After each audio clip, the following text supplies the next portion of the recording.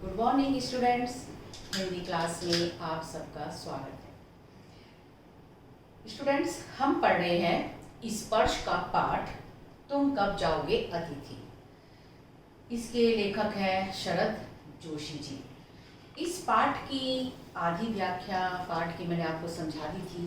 अब शेष पाठ, इसमें जो आज हम पढ़ेंगे उसमें प्रयुक्त शब्दार्थ हैं छोर, किनारा, मार्मिक, मर्म स्पर्शी, मन को छूने वाला, हृदय को छूने वाला, सामीप्य निकटता, पास, निर्मूल मूल रहित जड़ के बिना, फिर है कोनलो यानी कोनों से, सौहार्द, मैत्री, ऊष्मा, गर्मी, संक्रमण, एक स्थिति से दूसरी स्थिति में प्रवेश करना, गुंजायमान गूंजता हुआ। इस पाठ में कुछ शब्द आए हैं जिनके पर्यायवाची भी हम देख लेते हैं। उनके पर्यायवाची हैं। पहला शब्द है चांद, जिसका पर्यायवाची है चंद्रमा, शशि, राकेश। आपने बहुत से पढ़े होंगे। फिर है जिक्र। जिक्र का होता है पूछना, कहना किसी बात को। आघात, चोट, प्रहार, हमला। ऊष्मा, गर्मी, ऊर्जा। अंतरंग, घनिष्ठ, गहरा। रात्रि, रात, निशा।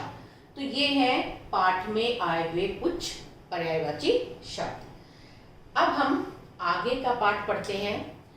कल की वीडियो में स्टूडेंट्स हमने पढ़ा था कि लेखक के घर अतिथि आया हुआ है और 3 दिन हो गए हैं। तीसरे दिन उसने अपने कपड़े लॉन्ड्री में देने के लिए कहा, धुलवाने के लिए कहा, और लेखक ने लॉन्ड्री में उसके कपड़े धुलवा भी दिए।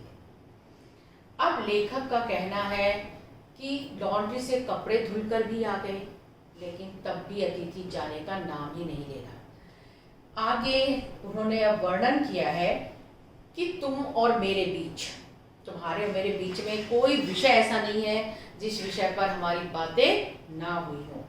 चाहे वो विषय जो था राजनीति से संबंधित हो, धर्म से संबंधित हो, चाहे समाज से संबंधित हो, परिवार से संबंधित हो, बच्चों से संबंधित हो, और शिक्षा से संबंधित हो, लेखन से संबंधित हो, और यहाँ तक कि जब हम साथ पढ़ते थे तो उस समय जो जो बातें थी, पुरानी यादें, वो भी हमने ताज़ा कर ली।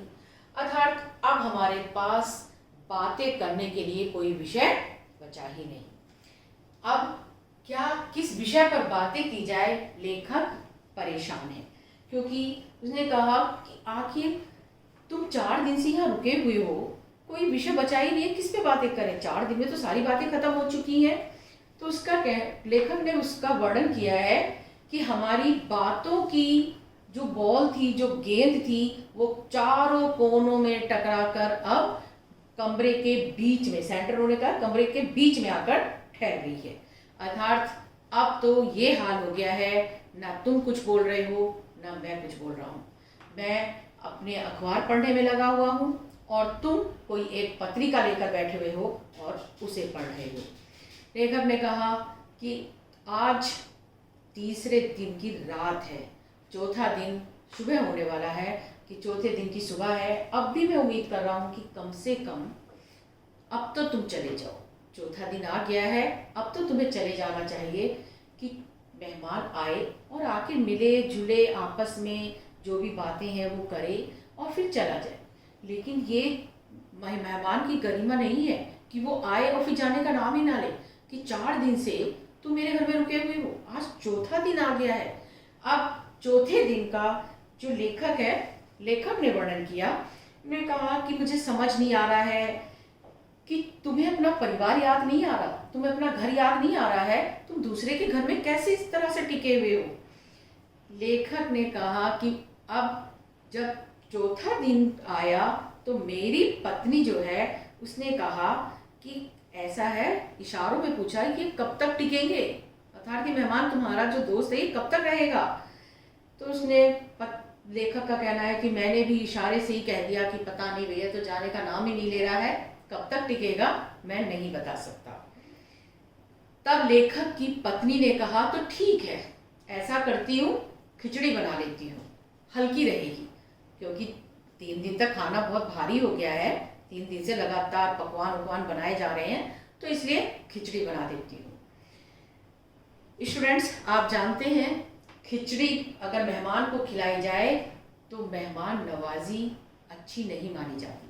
मेहमान को खिचड़ी नहीं खिलाई जाती, ये हमारी भारतीय संस्कृति के विरुद्ध है। हमारी भारतीय संस्कृति तो यही कहती है कि अतिथि को स्वादिष्ट भोजन कराया जाए, अपनी हैसियत से बढ़कर खिलाया जाए।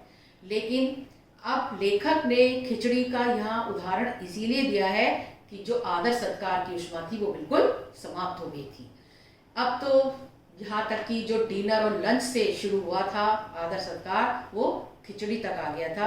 अर्थात अब लेखक जो है अतिथि की और ज़्यादा सेवा नहीं कर सकता था, उसका और आदर सत्कार नहीं कर सकता था। तो लेखक का कहना है कि ठीक है, मैंने भी अपनी पत्नी की हाँ में हाँ मिला दी कि हाँ ठीक है, खिचड़ी ही बना लो। खिचड़ी शब्द सुन के तो अतिथि को चले ही जाना चाहिए था कि भैया अब तो भैया इन्होंने खाना पीने का भी बात पूछनी बंद कर दी। एक तरह से लंच और डिनर से चले थे और खिचड़ी पे आ गए, कम से कम अब मुझे चले जाना चाहिए। लेकिन फिर भी ऐसा नहीं हुआ। लेखक का कहना है कि मैंने तो खिचड़ी इसीलिए कहा था कि खिचड़ी बना लो कि कम से कम आज रात, वो जो वर्णन किया है लेखक ने, ये तीसरे दिन की रात्रि का वर्णन है कि तीसरे दिन की रात्रि को पत्नी ने खिचड़ी बनाई और मैंने सोचा कि अब चौथे दिन की सुबह लेखक का कहना है कि अतिथि अपने बिस्तर को गोलाकार करेगा और विदाई ले लेगा। यहाँ लेखक ने वर्णन किया है बिस्तर का गोलाकार रूप प्रदान करना, अर्थात आज के संदर्भ में तो ये नहीं है, लेकिन पहले जब किसी के घर भी अतिथि आता था तो उसके लिए अलग से बिस्तर लगाए जाते थे, और जब वो जाता था तो एक तरह से मर्यादा होने के कारण वो अपने बिस्तर को सिमेट कर रख देता था, उसे गोलाकार करके या जैसे भी है तय लगाकर उसे रख दिया जाता था। तो उसने कहा मैं उम्मीद कर रहा था कि चौथा दिन आएगा सुबह सुबह और तुम उसे बिस्तर को गोलाकार करोगे, यानी बिस्तर को सिमेटोगे और अपना सामान उठाकर चल दोगे। लेकिन ऐसा नहीं हो रहा था। लेखक ने कहा कि अब तो तुम्हारे और मेरे बीच संबंधों के संक्रमण का दौर गुजरने लगा था। संक्रमण का अर्थ होता है जो एक दूसरे से बिल्कुल अलग रहने लगते हैं। कि पहले क्या था, हम एक दूसरे के बहुत नज़दीक थे, सारी बातें कर रहे थे, हंसी मजाक चल रहा था, पूरे घर में हंसी मजाक ठहाकों की आवाज़ गूंज रही थी, और अब हम तो बिल्कुल मौन हो चुके थे, ना तुम मुझसे बोल रहे थे ना मैं तुमसे बोल रहा था। और उसने कहा अब तो हम एक दूसरे से बचने की कोशिश कर रहे थे। संक्रमण का अर्थ होता है एक स्थिति से दूसरी स्थिति में प्रवेश, और वो स्थिति क्या थी कि पहले जहां हम पास पास थे अब एक दूसरे से दूरी बना रहे थे। और हमने कहा कि अब तो एक तरह से आतिथ्य की चरम सीमा हो गई थी, अब तुम्हें मैं सहन नहीं कर सकता था। लेखक का कहना है कम से कम मैं यही चाहता हूँ कि आज चौथे दिन की सुबह तुम चले जाओ, मैं तुम्हें भावभीनी विदाई जरूर दूंगा। तुम स्टेशन पर जाना और मैं मेरी पत्नी तुम्हें छोड़ने जाएंगे। तुम बेशक औपचारिकतावश एक तरह से जाने लगोगे, मैं औपचारिकतावश तुमसे कहूँगा कि अभी थोड़ी देर और रुको, लेकिन तुम नहीं रुकोगे। कि यही हम दोनों के लिए अच्छा होगा कि एक तरह से अच्छी यादें लेकर तुम यहाँ से चले जाओ। लेकिन लेखक का कहना है कि अभी भी वो आराम से सोया हुआ है, जाने का नाम नहीं ले रहा है। यहाँ लेखक ने वर्णन किया है कि होम, हम जानते हैं कि हम अपने घर को स्वीट होम कहते हैं, और स्वीट होम इसलिए होता है क्योंकि हमें अपने घर में ही अच्छा लगता है। मेहमान नवाजी अच्छी होती है, लेकिन मेहमान बनकर हम कहीं जाएंगे तो हम बंधे से रहते हैं, हमें वो स्वतंत्रता नहीं मिलती जो अपने घर में मिलती है। तो इसीलिए अपने घर को स्वीट होम कहा जाता है, जहाँ हम स्वतंत्रता का अनुभव करते हैं, चाहे हमारे घर में कुछ भी है, हम जैसा भी खाते हैं उसी में खुश रहते हैं। लेकिन अगर दूसरे के घर में जाते हैं तो हम बंधन में बंध जाते हैं, उसी के अनुसार हमें चलना पड़ता है, उसी के अनुसार खाना पड़ता है। तो उन्होंने कहा कि लेकिन आज के कुछ लोग ऐसे हैं जो दूसरे के होम को की स्वीटनेस को काटने दौड़ते हैं।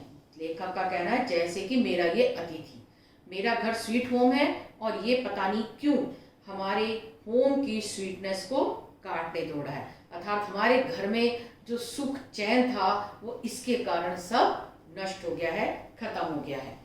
अब लेखक ने तीसरे दिन की रात को लेखक कह रहा है कि अगर तुम चौथे दिन की सुबह यानी कल सुबह भी नहीं जाते हो तो मित्र तुम एक बात अच्छी तरह जानते हो कि आदर सत्कार की एक मर्यादा होती है, उसमें मैं बंधा हुआ हूँ। तुम उसे मत तोड़ो और कल मुझे विवश मत करो कि मैं तुम्हें ऐसा शब्द बोलूँ जो मैं नहीं चाहता, और वो शब्द होगा गेट आउट, कि कृपया तुम यहाँ से चले जाओ। लेखक का कहना है आज रात तुम खूब खर्राटे भर लो, लेकिन कृपया कल इस बिस्तर को छोड़कर चले जाना।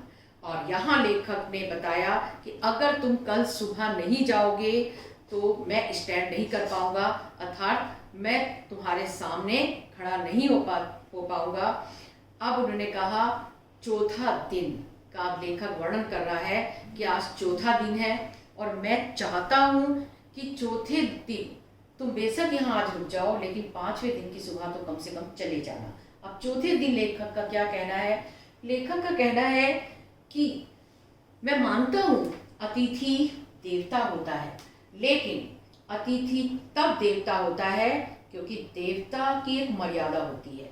भगवान आते हैं और आकर पहली बात तो जब हम उन्हें बहुत ज़्यादा बुलाते हैं, बार बार उन्हें पुकारते हैं, वो तब आते हैं और आते हैं, दर्शन देते हैं और चले जाते हैं, इसलिए हम उन्हें देवता कहते हैं। और उन्होंने कहा वैसे ही अतिथि होता है कि वो सूचना देकर आए और मिले और चला जाए, लेकिन अगर इसके विपरीत हो जाए, बिना सूचना दिए आ जाए और फिर आकर जाने का नाम नहीं ले, तो उन्होंने कहा फिर वो देवता नहीं हो सकता, वो तो फिर राक्षस हो जाता है। और उन्होंने कहा कि मैं नहीं चाहता हे अतिथि तुम देवता छोड़कर राक्षस का रूप ले लो, कि ये तो सिर्फ राक्षस का ही गुण होता है कि जो दूसरों को कष्ट पहुंचाते हैं और फिर उसे परेशान करते रहते हैं, वहां से जाने का नाम नहीं लेते। कि मैं एक मनुष्य हूँ, लेखक का कहना है मैं एक मनुष्य हूँ और मैं देवता के साथ ज़्यादा समय नहीं रह सकता, कि अगर तुम देवता हो तो मैं मनुष्य हूँ तो मनुष्य के साथ रह सकता हूँ, मैं तुम देवता हो या तुम राक्षस हो मैं तुम्हारे साथ नहीं रह सकता। कि इसलिए हे अतिथि, मैं आज जब उस अतिथि सो रहा है तो उसको देखकर लेखक कह रहा है हे अतिथि मैं आज तुमसे विनती कर रहा हूँ, तुम आराम से आज रात भर खर्राटे भरो, लेकिन कम से कम पांचवें दिन की सुबह मुझे विवश मत करना कि मैं तुम्हारे सम्मान की जगह तुम्हारा अपमान करूं, पर तुम खुद ही अपने आप चले जाना। ये था हमारा तुम कब जाओगे अतिथि। लेखक का कहना है 4 दिन वो लगातार रहा है, 4 दिन का लेखक ने वर्णन किया है, 4 दिन की रात तक का। 5वें दिन का वर्णन लेखक ने नहीं किया कि अतिथि उसके घर से 5वें दिन गया या नहीं गया। तो स्टूडेंट्स आपको याद रहेगा कि अगर आता है कि लेखक के घर अतिथि कितने दिन तक रहा, 4 दिन तक, तो 4 दिन का ही यहाँ वर्णन है। अब 5वें दिन वो गया या नहीं गया इसके बारे में लेखक ने कुछ भी नहीं बताया। आशा करती हूँ पूरा पाठ आपको अच्छी तरह से समझ में आ गया होगा। तुम कब जाओगे अतिथि, और साथ में ये भी समझ में आ गया होगा, इस पाठ से शिक्षा भी मिल गई होगी कि हम अतिथि बन के अगर किसी के घर जाएं तो अतिथि की मर्यादा का पालन करें, उसकी मर्यादा को ना तोड़ें। किसी के घर जाएं तो पहले सूचना देकर जाएं और जल्दी ही वापिस आ जाएं। अपना घर ही सबसे अच्छा होता है। किसी के घर में जाकर हमें बेशक हमें अच्छा खाने को मिले, सब कुछ मिले, लेकिन फिर भी वो खुशी नहीं मिल सकती जो अपने घर में मिलती है। हर किसी के लिए अपना घर प्यारा होता है, अपना घर ही स्वीट होम होता है। तो बच्चों पाठ अच्छी तरह समझ में आ गया। इसके नोट्स, इसके प्रश्न उत्तर मैं आपको भेज दूंगी, उन्हें नोटबुक में कर लेना।